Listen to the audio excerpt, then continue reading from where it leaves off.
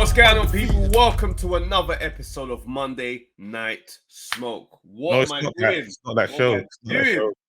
You're an idiot. You're an idiot. Wale, please keep this in. It's not even Monday, bro. Yes. How dare you? You're a full actor now. You're just saying days that are not days. You're an actor. I've had one of those weeks where a lot has happened. Welcome to another episode. Thank you, but still keep it in. I need this to be in there. Everybody's gonna be confused at the same time. Monday Night Smoke. Not Monday.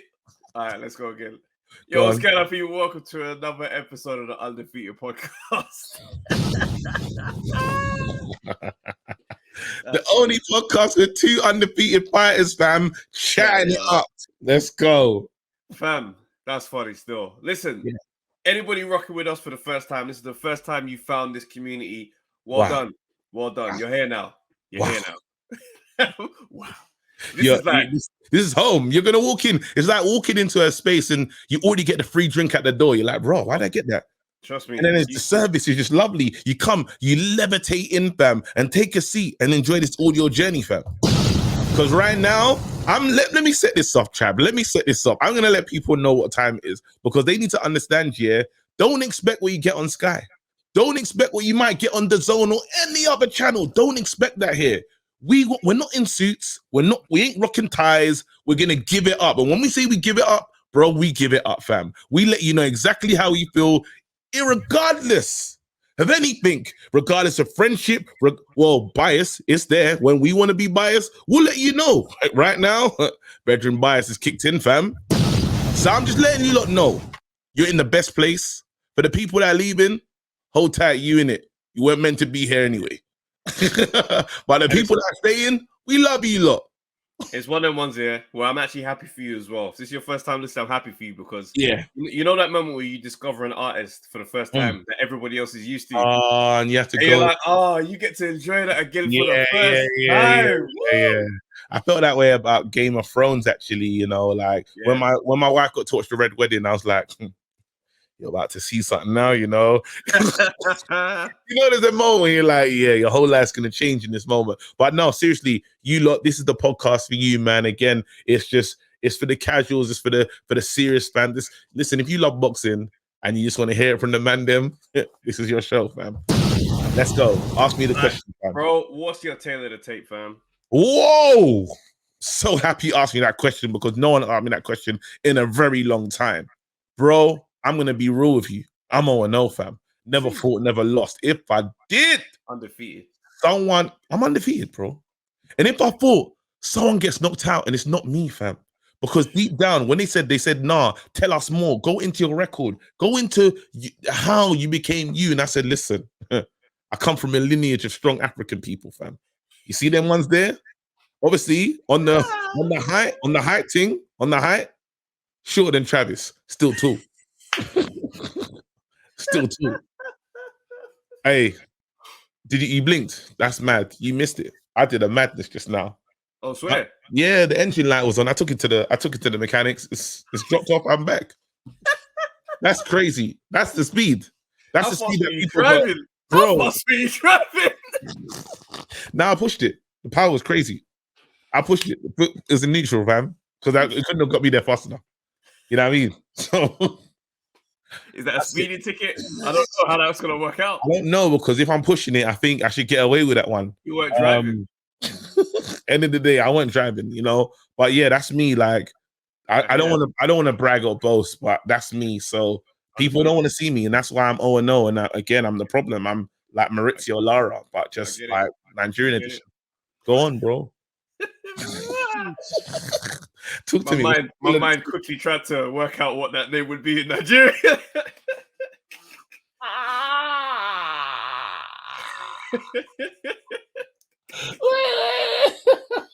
What is the Nigerian version of that name? Agalara.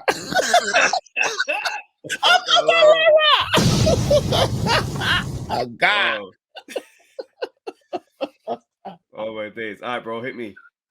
Bro, seriously, I ain't asked you this in a long time, so I need you to break it down. What's your tail of the tape, big man? Me, bro. what can I say? Where to start?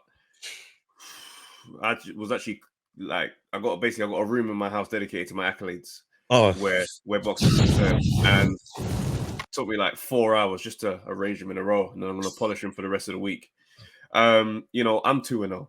Yeah, I boast a 50% knockout rate. What that means in real terms, half the men that enter the ring with me, they left on their back. They left on their back, bro. That's what it was insane. Now let's get deeper into the record. Height officially listed as taller than KG. That's what it says on the stat sheet. Taylor the tape. Reach. Look, we don't have to get into that again. I've added a new category to my Taylor the tape. Yeah. I've actually added endurance. Oh, sugar. Nobody will really be aware of this as I haven't filmed it. I haven't allowed cameras into the camp to watch this. But since we last recorded the pod, I trained consistently up until now. I've only just stopped training 10 minutes ago. There's no sweat on me. I'm not tired. I'm still in great shape, great weight. I had a 5-minute power nap and I'm ready to go again. I've already booked in my next session, 4 o'clock today, and we're going again till next week, Wednesday. I just feel like I want to push this magic to the limit, bro. Yeah, I was doing pads. I ran a marathon 2 days ago. I'm running another one tomorrow, and then I'm actually gonna swim to Paris. So we're gonna see how far I can push this thing, so I can prepare for my next bout. Oh, no. But nothing is locked in. Nothing is in the works.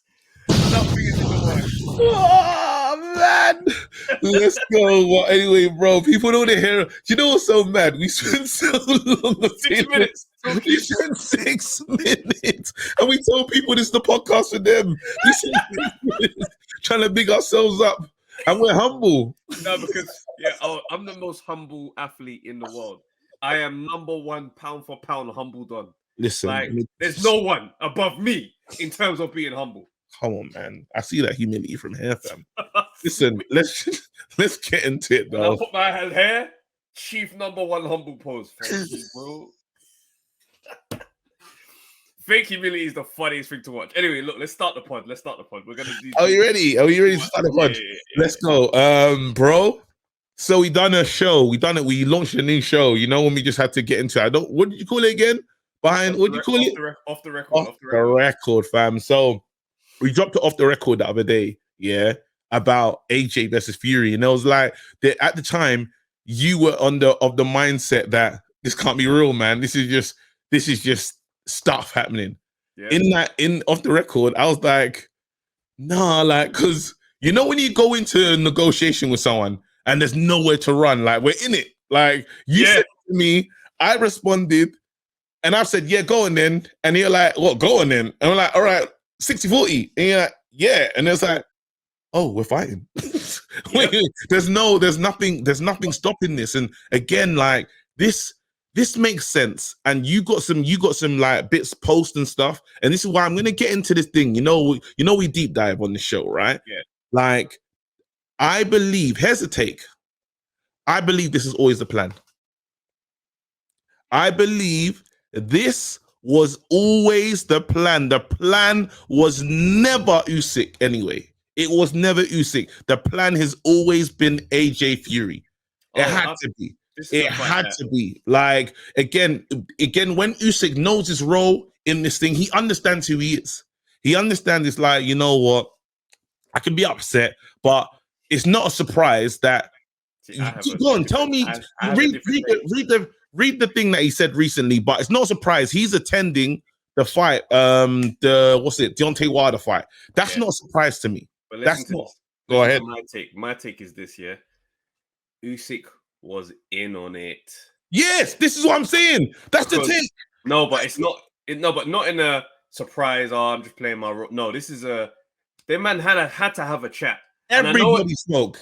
Yeah, because let's say it like this. Yeah, that's good. I'm glad that we're in the same place. Usyk set the table for this. I can't fight December. I got old injuries. I got this happening. I got that happening. I can't do December. Yes. That's the easy setup. It's the alley-oop. Fury came and dunked it and said, boom, AJ, me and you then. Yeah? Because now it's like, and the thing is, he was looking nuts anyway with the whole Chisora and Manwar Shah and the retirement thing. So Fury gets to look nuts and it's, it is what it is. But to jump in and say, all right, Usyk can't do it, me and you. Like there's something in that that's like, bro, why would Usyk just? He's got old injuries, all that kind of stuff. I'm like, yeah, I hear that, but at the same time, I don't think you're gonna. Do you know what I mean? So it's like for me, I'm looking at this. I'm like, all right, you know what? This thing here looks like right. I know my role because he's not even been like, yeah, just wait for me or I go fight Wilder. I know my role. I know my role because let's have it right. Wilder's a great fight for him. Wilder, you go to America and announce yourself to a new audience, and it helps build up. Again, if Fury gets it done, it really does help build up. Usyk is the talent because everyone's punched at Wilder. So the guy that exactly. And then after Raw, and this guy beat AJ, and now Fury, now the whole world has to watch because remember, they've tried to sell this fight. And I'm telling you right now, when they were looking for them Saudi offers, you were saying this for a long time. So credit to you, actually.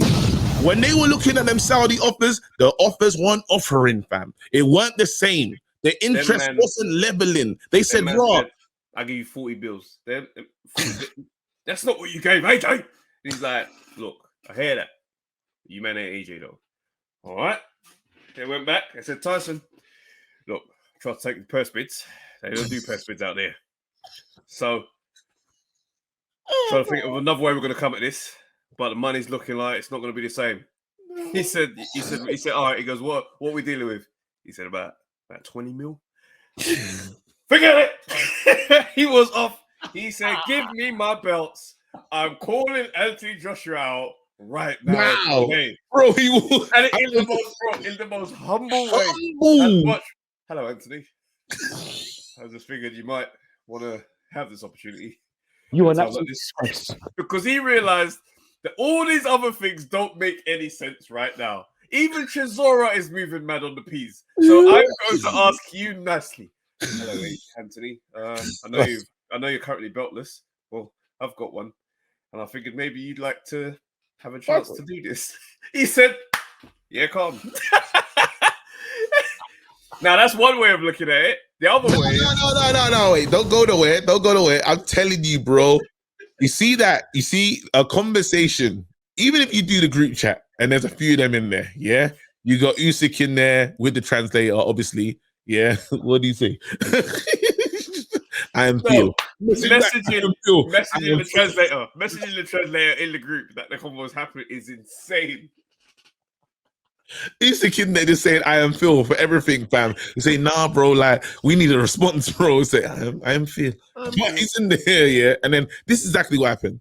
They've come in there, they said, yo, Saudi, these guys don't want to do it the way we thought was going to get it. Because remember, my benchmark was 500 million. 500 million. This is what we said, 500 million for me.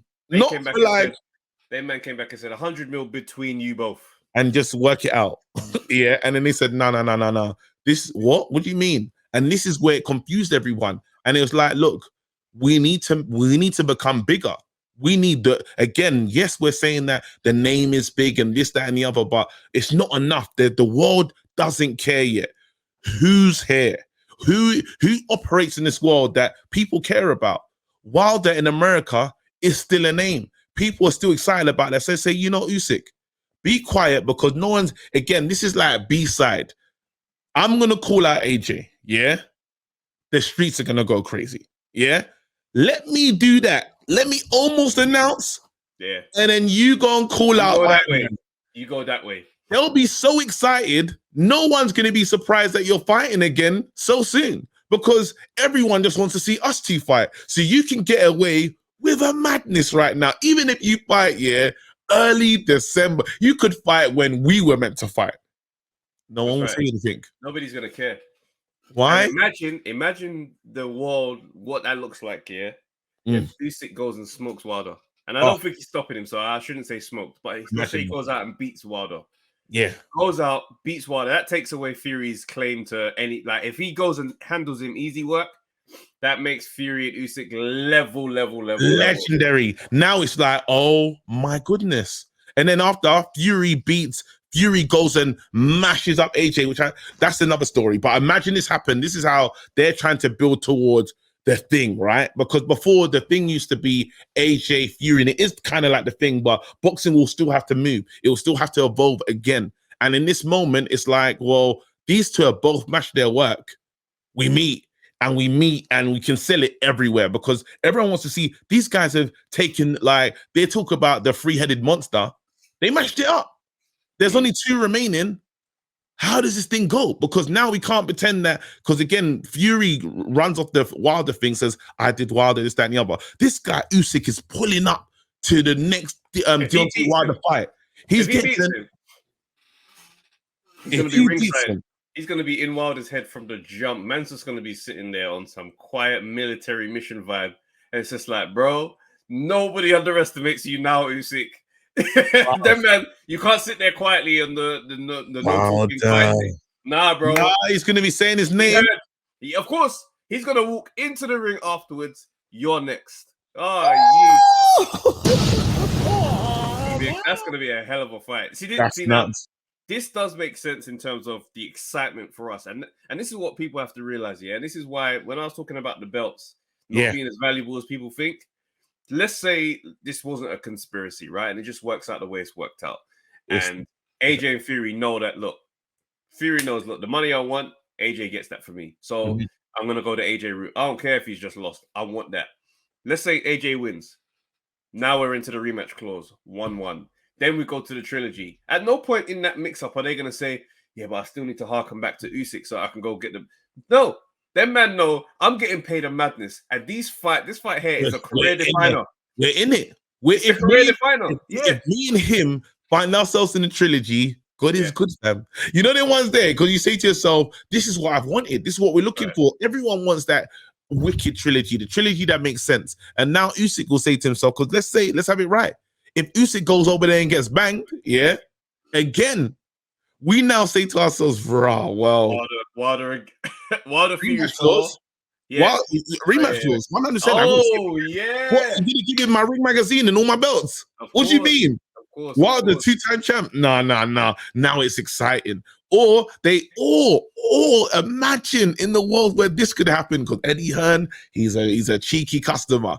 If AJ was able to get it done, Wilder was able to get it done, they said, you know what? Let's stop the longness. Why don't we do it? Excuse me? Wilder for Undefeated. Wait, what? This is what we've always wanted. You know what I mean? Again, the possibilities. And this is why they said we can't leave these guys out. Like anyone that has sense and knows about just the longevity of, because boxing, the heavyweight division died many years ago. Yeah. And it did take an AJ. Well, things started putting, I would say David Hayes started the CPR. AJ had the heartbeat kicking again. And everyone's in. Right? That's literally what's happened. You can't kill it. You can't kill it. So now we got to look after this thing, because if they just go off into the sunset and behave like nothing, it's ruined. We need to, again, you have that unified, you have that fight, and all the belts are in one hand. You don't even want that. The reason why I say the belts they're not as exciting as important as people have made them to be. Right, Journey to Undisputed is dope, and getting Undisputed thing it's big. Do you know what I mean? We get to say the Lennox conversation gets to be like, all right, finally he's handed over to the next done, and all that kind of happens. However, what's more important to AJ and Fury, I believe, is being the King of England. Yeah, so very untimely with that type of pun there, but being King of England, where it's like when they say the best British one of this era, they want their name to come. Now, the reason why I specify the British thing is, let's say AJ beats Fury, right? Wins. And it's like a whatever type of win. It's a dominant one. And in the rematch, he does it again. Let's say he does that, right? Yeah. Goes back to Usyk. Maybe doesn't get it done again. He still gets to say, when we say best British one of this era, it's him still. Do you understand? It becomes that British conversation. Because if we were to try and find heavyweights that are better than certain guys over the years, it's like, yeah, you might be able to find one or two at the American or best otherwise. Yeah, but when we're doing the best of Britain conversation, that combo is there, because the heavyweight division is still the heartbeats in the UK at the moment. So that's why I feel like that will take precedence over the belts in that trilogy if they get to a trilogy or in that bout. But the whole thing gets exciting even still. Again, and you sell it just gets sold, and it's sold. Like, again, if AJ, the funny thing is AJ wins, it's best for boxing business, funny enough, because it's like then you definitely have the trilogy, right? It's money on top of, and then everyone wants to see, like, there's going to be a lot more people that come in and say, hey, we need to see this again. Like, and then the fee goes up again because the interest is up again. This day, you put out a tweet. I loved it. It was talking about finally Fury fans and AJ fans will be in one place. In one place. That they will meet. They meet. And someone walks out as the victor. Someone, let's not say that because it could be a draw, which would be horrible, but they could do something stupid like that. But it works a business, right? Again, these we have to complete this story. This book closes, right? And it's again, we've been building towards this. The Battle of Britannia, I don't like the name. I told you already, there's going to be a lot of racial undertones. I don't even think these are called undertones now. What, Britannia? Who's calling it that? You know what I mean? Like, but I understand it because it evokes an emotion. If you're buying your ticket, you're like, oh, you can't win the fight for Britannia. No way. You're sharp, lads. And then out there again, it's just, I don't want it again, not like people are clever to make it like that, but they shouldn't do. It's like how bad the Conor McGregor and Mayweather thing was. It was too racial. It was disgusting. The Floyd and Pacquiao fight as well even became that weirdly like, and this was a fight where the build-up weren't even crazy disrespectful like that. Yeah. But the stat after the fight that was absolutely mind-blowing for me, Floyd Mayweather was called the N-word on social media over 1 million times the night of the Pacquiao fight. Like, when I saw the article and I was like, oh my days. Like, this is what happens when the narrative starts to do all of that. And it's got the makings of that in the AJ Fury fight. You can't call it fight for Britannia, bro. We don't say you know that. What? Even before that, it's become that thing. Even when you go on social media and you start to say a couple things, it's like these profiles pop up, you know, couple letters, bunch of numbers, and it's like, rah, you're really, really out here coming at me with these mad bars. Like, and it has that feel, which I don't like because it makes you, it puts too much on it. And I don't think it doesn't need to be that. It doesn't need to be that. It's two heavyweights that are gonna meet and they're gonna duke it out. Like, obviously in America, they've a lot of fights are done like that. Mexico versus, you know, there's that. Maybe I don't know why it's like, maybe that just culturally they can do that over there. It's easier. But I think you don't want to play these kind of underhand political games. It gets weird. So I really hope that they stray away from that. But you can kind of see it is what it is now. Already there. Already here. But it's the if I have one frustration, it is that. That is one of my biggest frustrations. Because again, it's like you want these guys to fight and it not to be about the communities they're representing. You know what I mean? Because there's going to be thingy fans out there that's going to say to themselves, but I really like Fury, some people. And it's going to feel raw, like you're moving mad. What do you mean? You know, that kind of, it's just nuts. And it doesn't need to be that. Let's enjoy. We're finally getting, for boxing, we're getting two men that are going to meet in the middle of the ring and bang out. Yeah. They've been talking about each other for long. One's been called a dosser. Others, AJ's done he's done sly digs, like talking about him fighting wrestlers, Roman Reigns and them man there at WrestleMania when he's been, so they've been at each other. Finally, they meet. Finally, let's see who's on it. Oh my goodness. It's gonna be so exciting. And the maddest thing is, it's like AJ's literally on this thing where it's like, you know what? Whatever you want, bro. I'm here. You can have it. I want to fight. Like that one there is one of those things where it's like you can choose to say there's a couple ways to look at it. I saw a video with Spencer Fearon for IFL TV saying, you know, AJ's handlers, they don't care about him. He's gonna get hurt. I don't want that boy to get hurt. And I'm like, yeah, that's one way of looking at it. But it's another way of looking at it. And this is when I talk to other people, say, you know, it's not the right time. His confidence is zero. After the Usyk thing. And I'm like, who said his confidence is at zero? Like, who says all these things? Like, I always get to a point where I just have to say, you know what, fighters are not normal people. Do you know what I'm saying? They're not normal people. There's things that fighters see and experience and they love and it gets their blood going. that don't do that for the rest of human society. You understand? Man don't walk into a room. Normal man don't walk into a room and see two men fighting and think, "Oh, I want to get in there." They don't do that. You understand? And now with a lot of times when we spoken about AJ, and it's like, yeah, his approach to fights when there's no personal vendetta is not always the best. Ruiz, Donny was happy and smiling with my man. Usyk in the first, again, there was a lot of selfies and happiness, too much joy. But when it was Dillian White and it was Brazil, those guys, when they were talking trash to AJ, it evoked an emotion that's like, hold on a minute, forget all this other stuff. Big man, who you talking to, bro? Don't care about that. Don't remind me about that. So that version of him is now awake because Fury, if anybody is going to pull out this side of AJ that, oh, he needs to get back from the Klitschko fight, he needs to be that venom, he needs to get that rage, that's going to be the one that pushes him there.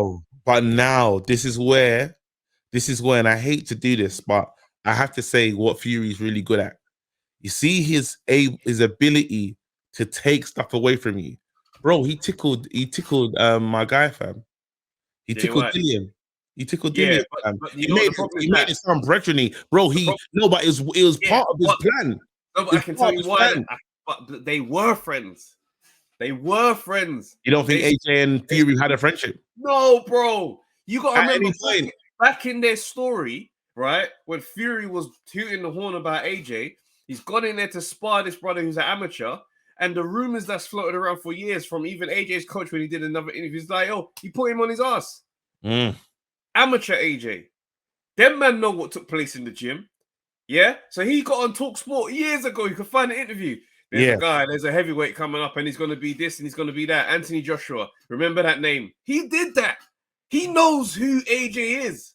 So it's one of them ones where it's like, the story goes back so far. But then there might have been love. If he says, if I go on the radio and say, remember his name, I'm listening. Even when they went back to that round table where Lennox and AJ and all these men were sitting and Fury was there and Fury gave him advice. He says to him, my only advice for you is to do it your way. Don't listen to anybody else. And He's been so aware of AJ. This man doesn't mean I saw him as an enemy, though. No, it don't mean he saw him as an enemy. Yeah. No, he probably didn't think his errors would line up, which is crazy because they're the same age. Yeah. So he looked at it and thought, well, I'm ahead of you right now because I'm in this thing already. And you just started from the Olympic journey. So, big up to you, do your thing. I'll probably be out of this thing before you get here. Yeah. Now he's here.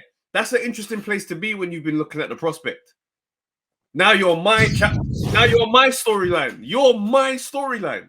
Yeah, big part. And you got the better of me in that sparring, according to the rumors and stuff, right? Yeah. But you got to look at. I don't think that. I think that regardless of everything Fury says about AJ, he has respect for him.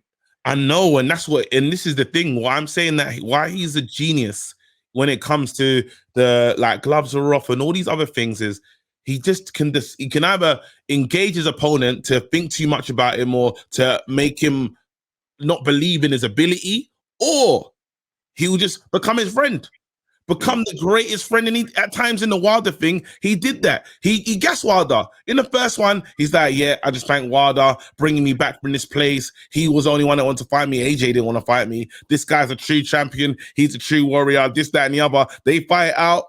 Man, and then he changed. Remember, he was like a brethren. Wilder was like, wait a minute, no rematch. I thought you were my friend. No, bruv, I was never your friend. This is his playbook. It's either I will disrespect and I know when to switch. I know when there's too much from you. There's too much aggression. Let me just take something out. But that's why in this one that particular approach won't work because the hate has already been set in stone. You have been talking crap about me. I've been talking about you. You're not going to come in there and try to friend me up when you know how I know how you feel about me. And you also know I'm already there for you. So this one, he's got to go above and beyond. He's got to do Klitschko type stuff. You understand? To get in his head. And the funny thing is, he knows it's so hard because you don't want to totally engage fighting. We're going to get into this. We're going to get into the Eubank thing because I think this is an interesting time to pivot. But I want to stay on this just for a second longer. You see, when the fight is totally locked in on you, knows he's taking everything seriously. He's running harder, swimming harder, he's eating better. He's doing everything, all the increments, all the small steps that he could take to win. he's doing. Why? Because you brought that out of him. You've decided when you do that, it's dangerous. I remember the time that something we did. It was jokes. Me and you, a long time ago. And this is so. I love FIFA. I used to play it all the time. This, that, and the other. Travis was not really a gamer like that. He didn't have the console like that. Yeah. And we played each other. And I was like, I knew I was better than him. Before that, I was like, come on, man, this guy a clown. I played him at a whim, like, all right, come on in. And I beat him. I remember I posted it. I messed around. And Travis said, no more. Enough. No, you know what it was? It's when I said, let's rematch. And you were like, nah, I don't want to waste any more time on this. And you literally got off the phone. I sat there in that feeling. I was like, he's disrespected me incredibly there. Well, then you locked in. No, Travis, Travis locked in to a place. He went to the depths. Like, this guy was entering tournaments. Travis said, never again. Now, you have to understand this in just with people and stuff. When someone decides, yeah, this is it. And it's many a times it happens in life. When someone tells you can't or you feel like slighted. Or it's that moment where you know it's do or die. Yes, bro. I've had a do or die in my career. Not do or die per se, but in that moment it felt like it's now or never. I had my agent coming to see me for the first time in a performance. It was at Palladium. I also had found out recently my son, like my wife was pregnant with my son. So now I'm like, okay, I know where I'm at in life right now. It's not going to be enough. It's not going to be enough to manage. I need to level this up. I need to get signed. I need to move on. Yes. Brother, I was waiting in the wings for that show, and I was like, no, it's either a complete 10 out of 10 or it's not going to be enough. I went out there and had the performance of my life, bro. Yeah. Like, I got off stage. You know, when you get off stage, I'm like, I don't need to ask anybody how that was. I'm going to the bar to wait for people to buy me drinks. I know what that was. I'm going to linger by the bar, and I know what's going to happen. Bruv, you're sick. Bro. But that night, for me, felt like this has to be above and beyond. And I know when agents come to see you, anybody on that lineup can also get that nod, even though they're there for you. Yeah, keep the agent. You've got to be on point. On fire. And again, this is the thing, right? The whole world. And just as you say that, yeah, because you're adding, let's imagine this is a pot, right? So you're adding disrespect in there. Yeah. And you mess with my head so many times that I even tried to change the way I fight to prove to you I'm not a bodybuilder. So let's put that in the pot. And then after we have there's been loads of stuff. And again, they don't look at me, the way they look at you. Like, for instance, oh, wait, hold on. What's going on? We still here? Yeah. Yeah. They don't look at me the way they look at you. For instance, like, I couldn't get away with cheating and stuff or like being known for drug allegations, but it's cool. But then I'm frustrated by that. But anyway, it's cool. Now, all of a sudden, we wake up in how many years? We're in 2022 right now, and I've lost twice, yeah? And now all of a sudden, you're the man. And you're better than me. How? You've not done all of a sudden, you ain't done what I've done, but you're better than me. Hey, watch this. And I know when I look into that space, I don't care I don't care the comedian, the actor, the anything. Yeah, if I say, yo, this thing's happening. Listen. Believe me, it's happening, you know. All my friends, why my brothers, I asked my friends the other day, I was like, raw, be honest, talk to me, just give me something to keep going and stuff. They goes, what do you think has been my biggest skill? And they're like, bro, on the real, you don't give up. He goes, you never given up. Even when I went to college with all of them, yeah? Bro, it's just me that carried on. You know what I'm saying? We did this skit comedy thing, and man them, not even I don't want to say it disrespectfully, but man them took a step back. I've been trudging on, bro. I've never stopped moving towards the goal. So now when it looks like you look at it and say, bro, how's he? Bro, it's been years of going forward. You know what I'm saying? This is it. So there's never a time. And now this finally, I get to meet. So I believe I've always been good. I've never not been good enough. Yeah. Finally, the person that they compared me to my whole career, we get to meet. I can't wait. I can't wait. And if you ask me that question in comedy, I know who that person is. That if there's a night that they put us both on the same stage and say, let's go. Yeah. I know what time it is. Because I 100%. know what is being delivered that night. Are you mad? Let's go. But yeah, sorry, I don't even. I got. No, it's real. It's real. And also, there's that thing of there's that thing as well. And it's like I don't want to hype up, the emotional side of it and make it seem like that's just gonna equate to a better IQ or boxing in the ring. But remember when Andy Ruiz fought AJ?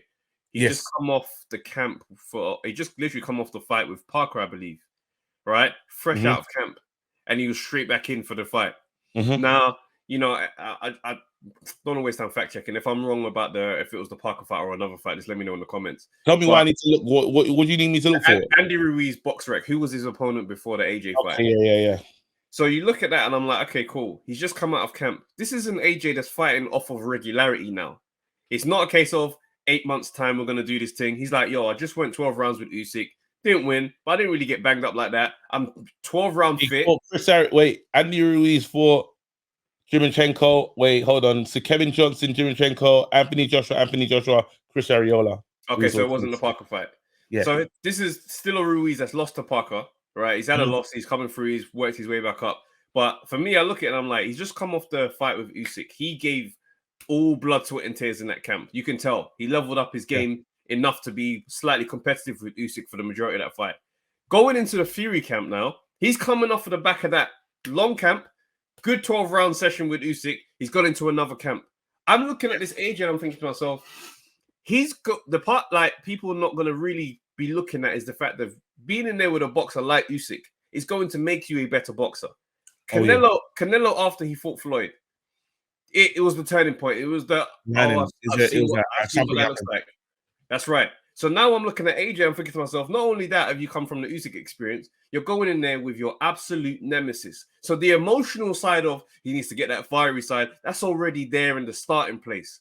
And on top of that, I've just experienced what a level of boxing IQ can look like. This guy here, I'm going to be ready. Let me be fair to Fury in this moment, though. If we're talking pure boxing, Fury has learned a lot from those wild nights with Wilder. Yeah, like it or not, I agree. He's improved. He's much better for it. He's improved. It's mad to say that he's improved, but he's improved as a power puncher, as a pace setter, as an aggressive fighter. All the things that you would say to Fury that he wasn't before, he has now. So now when I talk to boxing fans, I say, how does this fight end? Most boxing fans tell me that they say knockout, 6-7. Fury KO, yeah. No one would have ever said this. Before the Wilder fights, no one would ever said Fury KO 6-7. Yeah? That's a hot take. Not even a hot take. That's just the common perception. Common perception is this is how it ends. So Fury has developed. He has got better. Styles make fights, right? Fury is a problem. Like if we look at it from just what boxing has told us recently, AJ's in trouble. If we just look at it from that playing field, but the thing about not work like that. No, 100%. And just to kind of get on Fury side in terms of what he does well, one thing I've always said about Fury is he knows what's required, and that if that changes in the fight, he changes in the fight. Yeah, you know what I mean, and that's the part where sometimes people can criticize AJ for saying, "Yeah, but you got to be able to think on your feet to know that that didn't work, so now we're going to do this." One thing you can say about Fury, if the fight changes, he changes. He makes adjustments. That fight with Wilder, I think the third one when he got up in the third round knockdown, got up, and if you watch it back, he sprained his ankle. From that going forward, it was straight mauling. It was like, do you know what? Maybe I can't bounce around tonight. Mauling time. But my thing is, when fighters, develop power or fall in love with their power, it changes how they decide that they want to move around. Even when you saw him in there with Dillian White, he weren't trying to do twinkle toes. He was very much just cautious and in between. So I look at that and I'm thinking to myself, twinkle toe Fury, right? And as much as I say twinkle toe, it's like just a bit more moving. Jerky. That's right. Because things was like people do kind of overstate the movement that Fury does. It's good movement, though. Moves like a middleweight. No, he doesn't. He doesn't move like a middleweight. He moves well for someone who is 6'9". That's the way to word it. Because you put him in Usyk and say, all right, give us your best footwork displays. It's not going to be close. No. So for me, I'm like, okay, now he's fallen in love with the power. He's going to be less on the trying to skirt around the ring thing. There's a lot here that says this is going to be a fight where these men take it to each other.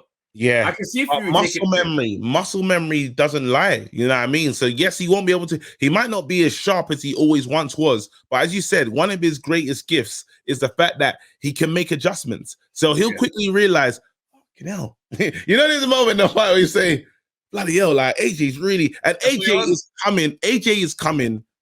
He knows why he signed up for this fight. Now I hear Spencer Fearon saying, "Oh, it's not a good fight." No, it's a perfect fight, AJ. Before I was like, "This doesn't make sense." AJ understands. Let's not waste time. I get back to the front of the queue, and I'm the man again and again. I take from him a lot in this moment because let's say I beat him. Yeah. Now we got to talk. I could say to Wilder, "Wagwan, I'm coming Vegas." I could say that. And if I go and beat, let's say I move like you and don't honor the contract and I just go and fight somebody else. Yeah. If I have a Fury moment and I go and fight, Wilder and beat him, I'm cemented. Yeah. I am. I'm cemented. Now, people will still say to me, right, you might need to run it back with my man still, because Usyk, like, yeah, you got to see him kind of beat everyone. And the rematch, though, he's got to see Fury regardless. That rematch clause is going to be there in iron. No, but a lot of rematches, again, Klitschko was still waiting. Oh, see, he retired out of it. Yeah, I'm saying Klitschko still, again, at the end of the day, a fight, what I've realized in this boxing thing is a fighter can do whatever he wants, bro. Because I know AJ is not ranked at the top of WBC ranking, ball, but all of a sudden, he's got a title fight. And Usyk is not fighting who he's meant to be fighting. The WBC dunked him in there. They said, all right, you can go at number 6. That's when I knew the fight was going ahead. And that was the day after we did Monday Night Smoke. And you lot all laughed at me when I said, secretly, I feel like these negotiations are going ahead quietly. Because hey, listen, bro, I had to let that one off because I was like, the silence don't make sense. With men that operate at that level with that type of money, these men do not stop for public moments or public holidays. You understand? That's why I'm like, and that was just a basis on how I've like been around people that operate at that level. I'm like, you ain't stopping because of the Queen. Be real. You man are working. You just ain't tweeting. Because thing about Tyson Fury is that he can make anything into a circus. Do you understand? If the social media antics continue, but when that took the attention away, so he was now there like, all right, well, we actually have to negotiate. And what AJ's done, if this was a bluff, he's made it real by saying, all right, cool. No hang up on anything that you said. Run it. Then man are like, all right, cool. Forget 17th. That's not going to work. 26th or 3rd. Or it's off. All right, cool. I'll take the 3rd. Okay? Yeah. So now they're just like, okay. Good. Because if this was a bluff, now we're here. Publicly. No, it's never been as I said, this has been planned. This whole thing this is the plan. I know that, again, I want money. The game's about money. Even when we segue to the Eubank thing, money's been a big factor in this thing. How can we get the most bang for our buck?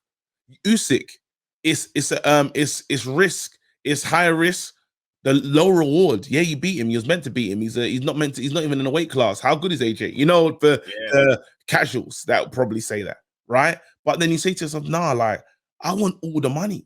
Guys, I need the dough. There's one person, the cash cow is over there. Let's not pretend like he's not over there. We need to go over there, bro. And now the money that these two are gonna get is so easy. Cardiff can't wait. That's gonna sell out faster than we've seen. It's gonna sell out so quickly. Pay-per-view buys. It's gonna go crazy in the UK. They're gonna do their thing. Biggest fight. It's gonna be the biggest fight. And again, as you say, a credit to you as well, because you talk about belts not really matter. Yes, there's a WBC belt, but we thought this was going to be exciting and massive because all the belts were on the line. No, one belt's enough. One belt is fine. Even if, as you said, it might not even matter. Because right now we need to know what's going on, because I saw them. We've seen big fights, bro. And again, let's get there, because we spent a long time on this. We have to talk about this moment right now. Eubank Senior wants to pull his son out of the fight. Daddy said no. Yeah, that's what we went with on Monday Night Smoke. I still believe that. I've had enough time. There's been enough days to go by.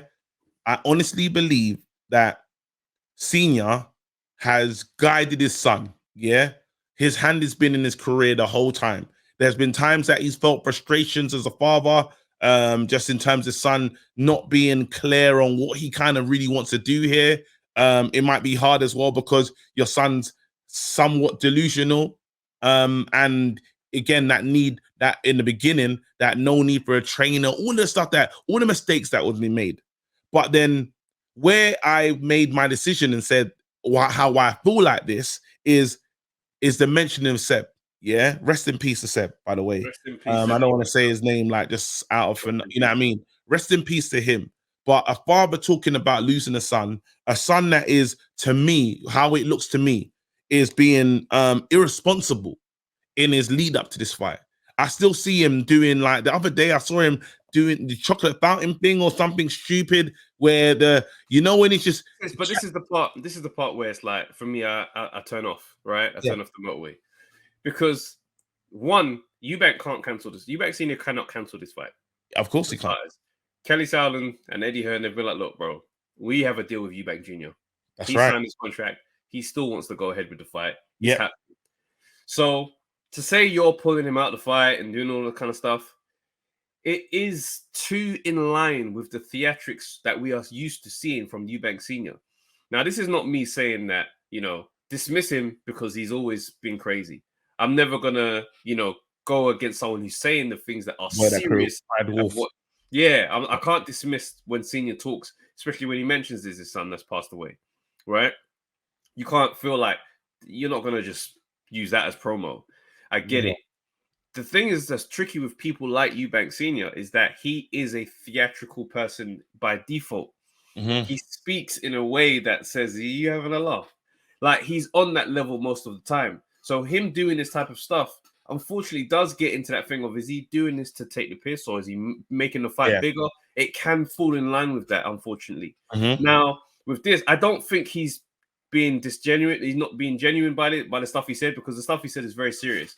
The weight dropping thing, that can affect the fight. And we start to get in territory. We start to look at the liquid on the brain, all those kind of things. And I can understand the concern there. There also is that thing of Eubank has been managing his weight independently his whole career. He makes 160 eating what he wants. There's nothing to say that an actual nutritionist being involved at any point in this couldn't make this thing very comfortable. Now, Eubank Jr. would take this fight knowing he could do this. He fought at 158 for no reason at one point in his career. There's a fight, I can't remember how many years ago it is. That might be about 4 or 5 years ago. But he weighed 158 in a 160 bout. So I'm looking at that, I'm thinking to myself, you probably did that by accident. Wasn't even intentional to be on that. So there's nothing that says he cannot make 157, right? It's one of those things you say you probably shouldn't, but I don't think that he's going to be in danger to do it. But you got to remember, let's look at it again. Eubank Senior said, don't do the fight this year. Do it next year. Make it sell. You win. Connor wins. And we do it in a stadium. That sounds like, let's maximize this thing. No, because that's talk. Because again, we were supposed to fight Triple G at some point when it made sense. These lot were there. There's no, how do you go from almost signing a contract with and fighting Triple G to it not being spoken about again? But then let's look at the beef he's talking about now on his weighing down, and he's saying when he gets bigger. Where do you think the beef came from between him and Kell Brook? We didn't know that needle was festering underneath. He came out and said, yo, I haven't forgiven you for taking that Kell Brook fight from me. Because the story that came out from that was we were negotiating. Yeah, we were doing the hardball negotiating. It was getting what people would say silly. We were still in talks. Kell Brook jumps in and says, I'll do it. Eddie Hearn's going to be like, you know what? Yeah, come on then. Let's go. There you go. But then the issue for me is we never came back. We never swept back round fast enough to say that we're serious about this fight. Again, even when give Connor his respect in the sit down that they do, right? He's like, look, like who, what persons, who, what names are you talking about? Where, how, what level are you taking this to? You lost your pen. In this thing, you lost your pen and you never seen it again. We've been waiting for you to go and fight my man, and you're delusional enough to feel that you've done enough. So now you're dealing with, the problem is like, while you say that there could be a nutritionist, there could be this, there could be that, Eubank has done a lot of things himself, self-starter. And they've been weighing him, and he's like, they're saying, no, we're happy with the progress he's making on weight. He's doing fine. I don't know, Trav. And after the Eubank Senior blow up, what do we see Eubank Junior doing? He's in a restaurant eating again, taking a piss. He's taking a piss. No, because it looked bad. It looked bad as well. The way they dealt with, like, his dad coming out saying that, and then Thingy was like, Connor Ben put something up on his Instagram saying my dad said he can't play out. Like, he done something funny. It was really I'm over here sparring and you're having daddy issues. You got daddy issues, right? So Connor Ben was clever because Connor knows he didn't come off the best in that back and forth. But thing is, Eubank's got to make it out. He's got, even no matter what it looks like, he's got to make it seem like he's his own man. And his dad can't do that. His dad can't pull him out of the fight. So of course, I'm going to go to a restaurant and do that. But I bet you, because again, Seb must be a trigger for Eubank, because we saw him in a diary of a CEO when he's talking about these things. Again, if you want to strike a chord with someone, because sometimes the message might be, and now I'm getting the feeling that the message was for him to take this kid serious. Don't play about. You're walking into something, and if I know this kid's the strip off the old block. Yeah. He's preparing for you. So yes, he's smaller than you. Yeah. Yes, he's smaller than you. Yes, there's a lot that he probably has. It'll look like a disadvantage. Don't think that's enough to carry you. This kid, again, he's an unknown quantity that's coming to the ring with you. Take him serious. And if he's anything like his father, understand what we're doing right now. Understand what we're dealing with. And my legacy, you can ruin it for me. And imagine also, that. Yeah, no, 100%. Like, there's certain things I know I can't do bad because of my mom's career. Yeah. I know what that responsibility is like. But you go back to that interview that he did with the Diary CEO, right? And one of the things that he said that he regrets, and you could feel it, is when he says he went to Dubai before his brother passed. And he goes, he just wasn't in the mood to see anyone. He didn't see him. Like, he just kind of went, didn't really announce he was there, and then just kind of left. And he didn't go. And it's like, he goes, that's gonna be something that I live with forever. But, you know, things happen for the way they happen. You can sense that there's a regret there, but it also is that I've accepted how it plays out. He's not taking chances with opportunities now. Yeah. So when he says that, he's like, you know what? Why now? Why now and not next year? Anything could happen. That response says to me that has what the mark that I left on you. So he's like, yeah, we could do it next year, or we could do it now and next year. Like, we're gonna do it now because it's here now, and that's how he's approaching life. I would want to say. But this is what I'm saying, and everyone has different reactions to trauma, right? And this is why, like, the father losing his son. We saw Eubank change as a fighter from having what happened with him. Saying. Yeah, so again, like, he dramatically changed and still affected. If you talk about it for long enough, he will cry about what happened in that moment. Now, it's different. Ben, when he talks about what happened in his fight, totally different. We said to him, we was like, do you reckon it changed you as a fighter? No, I still got knockouts afterwards. That's fine. Because again, it's just he's just cut from a different cloth. The DNA markings that make him who he is, he's that, right? Now you push forward and you say to yourself, look, he's gone through this, and how he's understood it is saying to himself, this is a dangerous sport. Like, it's why we watch it, right? It's a dangerous sport, and my son is putting himself at a disadvantage, and I understand that. Like, I didn't even want you to fight in the first place. Understand that. When you told me he was going to fight, I was like, go to America. Let me see if you're serious. Right? I've tried to do everything to make you not be here. You're here. And now you picked up a rivalry with my biggest rival. Like, we just become cool. I'm not behind this. But check this out. Yeah. Because of Eubank's scars and experiences, that, you can argue, has hindered Eubank Jr.'s career. Yes. Because let's be real. If we take this away from boxing, right? And we look at, say, our generation before, more so in the Caribbean community, kind of being here before, like my grandparents when they came over.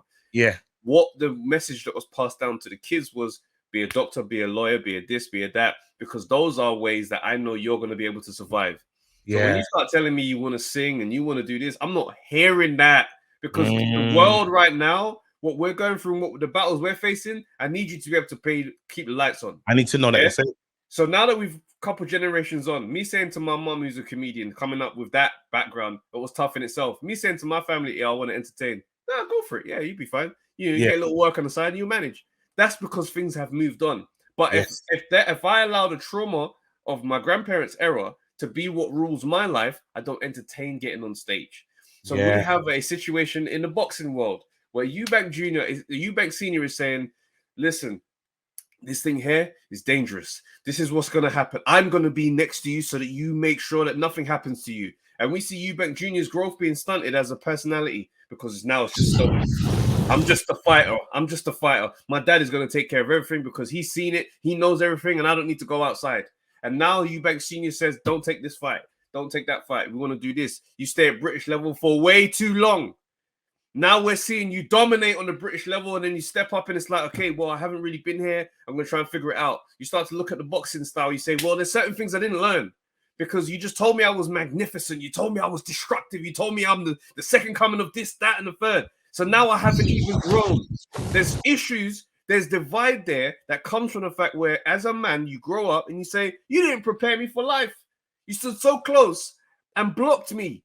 So now we're getting to know Eubank Jr., in this stage of his life, in his 30s, unfortunately, it's quite late in the day, but he's saying I can talk for myself. Don't tell me what's going to be. I'm going to tell you what it's going to be, and I want you to be a part of it. But if you're going to come and do this thing, then it's still going ahead. Don't think for 1 second that you are altering the outcome of this fight on October 8th. So there's a lot of internal, there's a rebellion taking place in the midst of this. You're putting right now. Oh, bro, there's a rebellion taking place because what we're seeing from Eubank Jr. is no longer just undiluted. No, bro, no, let me land. We're not seeing the pure obedience that we're used to seeing from Junior. There you go. And I'm happy you landed that because you have to have that moment. I think if you're blessed to grow up with a father in the home and you've got that, right, you have to have that moment where you two meet and a decision is made in terms of, because you're learning from each other. A lot of learning is not in the verbal. Non-verbal learning is taking place. Non-verbal understanding of breaking down when we should move, when not to move, and everything is in there, right? You've been, let's say you got all the coding right now, and it's your time to break out. And luckily my years happen. Mine happened college. It's college, whereas like I'm on my own. You know what I mean? And it's so weird. And unfortunately for him, because of the amount because he got burned in this industry. Think about what Eubank has done at Matchroom and how he's a pivotal part of that. Him and Barry Hearn. And he said to himself, never again. And you're right, because you think about it, Channel 5, ITV, he's tried to put him in so many different places, but every time we start again, back to beginning. Back to beginning, new weight class, back to beginning. It's like, bro, it's on that. When's it gonna end? You haven't prepared this man, and he hasn't ready. This is the first time now, and he does want everyone wants their dad, right? He still wants his dad in his corner, but his dad has to come in his corner under his terms. And I never forget, when I was getting married, I told my parents, I said, listen, I'm just letting you know. I'm not asking for permission. I'm just alerting you of what I'm doing. You know, that's a very different thing to, like, and there might be things that they might not just want about the marriage, but there might be things that say, no, I don't want you to do it this way, right? I'll never forget. I remember I was saving for a crib, and I said, "La, I'm gonna go stay with my wife's family to save," and my dad was like, "You can't do that." As a Nigerian, like, how? You can't do that. That's mad what you're saying to me. So, Dad, listen. And it went. Remember, you can imagine the phone calls, like it was crazy. People were not happy with this decision, but I knew what the decision was going to do. I said, listen, like, again, Dad, I need you to hear me. Like, I'm telling you, I'm not asking for your permission to do what I'm doing. Okay. That was it. But then now I have my house now. Now a lot of people, because again, this was out. I went another way, and people were like, raw. Now they're looking back and saying, that was good smart decision. Very good decision. Very clever boy. That's all I, when I with my uncles, like, remember that time when your dad was calling me and saying, you know, you're smart. Bro, it's important. It's so important. Do you know what I mean? It's important, bro. It's so important because it's that moment where you say, all right, let me just show you I can stand. Do you know what I mean? My first one-man show, 2014. I was already promoting this thing. My dad saying to me, why do you want to do a one-man show? Why now? And I'm saying to him, nah, I think it's time. I want to test myself. I think I can do this. And he's like, I'm going to be honest. The last 2-3 times I saw you perform, he goes, one of those times I thought, it's mediocre. And I was livid. I was like, yeah, but you're not coming to every single show. Like, I'm killing it night after night after night. And he's like, yeah, I understand that. But he goes, if I was to see Dave Chappelle out of those 3 times, I reckon every single show would be a certain level. And I was like, triggered. I remember leaving the house. That's probably the first time I've like left my parents' house. Like, you know, the short goodbyes. All right, see you later. All right. Like, bro, I was literally like that night. I had a gig. I've taken that same Vim. I've gone into that. I've turned that club, Streatham Comedy Club, turned that upside down. I smashed it. And it was in that moment I realized you're calling me to be consistent. It wasn't that you're saying that I'm not there. You're saying if you're gonna go out and do the thing that you're trying to do, you need to be consistent. So every parent has their way of communicating with their child in a way to say, step your game up now. Step your game up. This might be Eubank Senior's way of doing that for Junior, but what's happened is there's a rebellion because there's a part of his career that he blames on Senior. You got me here. So when it's like, I'm taking this fight with or without you, but I still want you there because I know what this fight means to you. But Roy is still my trainer. This is a one-off thing. We don't know if Roy's our trainer. No, Roy's still in the mix. He's like, I want Roy to see out my career. He said that. He goes, but for this fight, it's you. Yeah, of course. Because I know what this is yours. I'm taking yours, on your thing. Woo, this is mad.